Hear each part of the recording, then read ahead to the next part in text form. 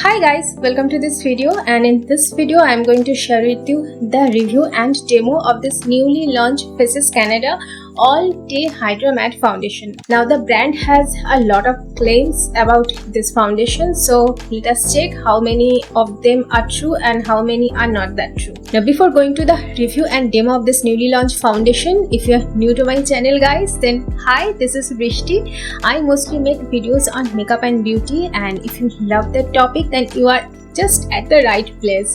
Take a moment and do subscribe and ring the bell to stay connected with me, and I'm sure you're definitely going to have a lot of good content in my channel in future. So now without any further ado, let's start the review. Now this foundation comes in this kind of tube packaging. Now it has 25 ml of product and the MRP is 549 in Indian currency. Now the shelf life is 3 years and it has only 10 shades. Now for a foundation, only 10 shades I think is a very low number, and they must launch few more shades, and also the shade range is not very inclusive. Now I have picked up the shade Honey Beige, which is the shade number 31, and for reference my MAC shade is C40, which is very close to NC42 with a little more yellow undertone. Now for NC people, they have generally a little orangish tone to their skin, but I don't have that. I'm a very straight yellow undertone person. Now I have done this makeup using this foundation, and already I have tried this foundation, so I can tell you about these claims that they have done in this foundation. Now first of all, they have claimed it that it is a 3-in-1 foundation, that is a foundation, a moisturizer and a sunscreen. Now its name is All Day Hydra Matte Foundation. Now I already have applied this foundation on my face today, and it gives actually a satin matte kind of finish, not absolutely dry matte finish, but you can say a comfortable matte finish. Now guys, I'm a dry skin person, but at present my skin is a little bit oily type, but in the winter or early summer when my skin is very dry, that time I can't use any matte foundation because matte foundation looks very cakey at that time, and also it gives me a little stretchy feeling on skin. So at present my skin is oily and I'm not feeling anything.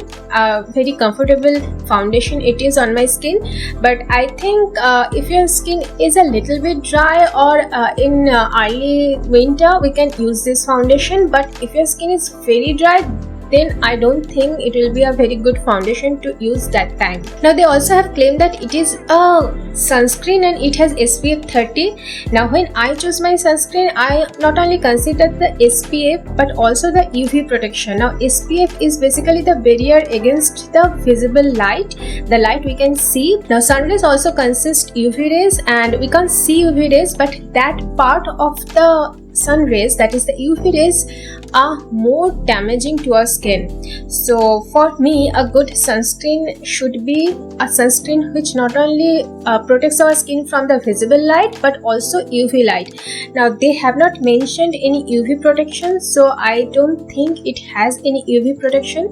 So for me, a sunscreen without any UV protection is not a good sunscreen. So if I am applying this foundation for my makeup and I'm going outside in the daytime, I'm definitely going to apply a sunscreen under my foundation. Okay, so for the ingredients part, it claiming that there is no paraben, no mineral oil, which are very good thing, and also it is vegan and cruelty free, and it is enriched with vitamin C, E and orange extract for bright and glowing skin.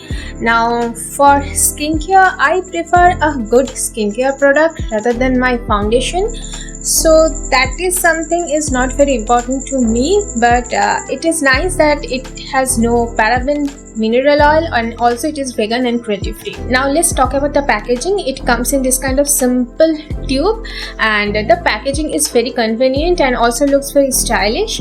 There is no problem with the packaging, but one thing I must say that it consists 20 ml of product, but at the time when I'm squeezing this tube, it feels a little empty inside. Now if it consists 25 ml of product, it should not feel that much empty. So I don't know why it is feeling that way. Let's apply the foundation now. The shade Honey Beige is quite light shade than how it appears in online app. The shade description is too wrong. It oxidizes a lot and becomes 2 to 3 shades darker. Now I am applying it on one side of my face so we can compare its finish and coverage with the bare skin. Now I am blending it with a damp sponge.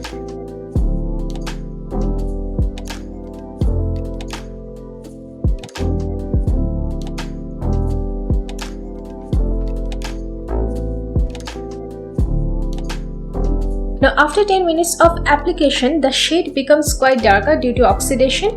It is still lighter than my skin tone, but I can work with it.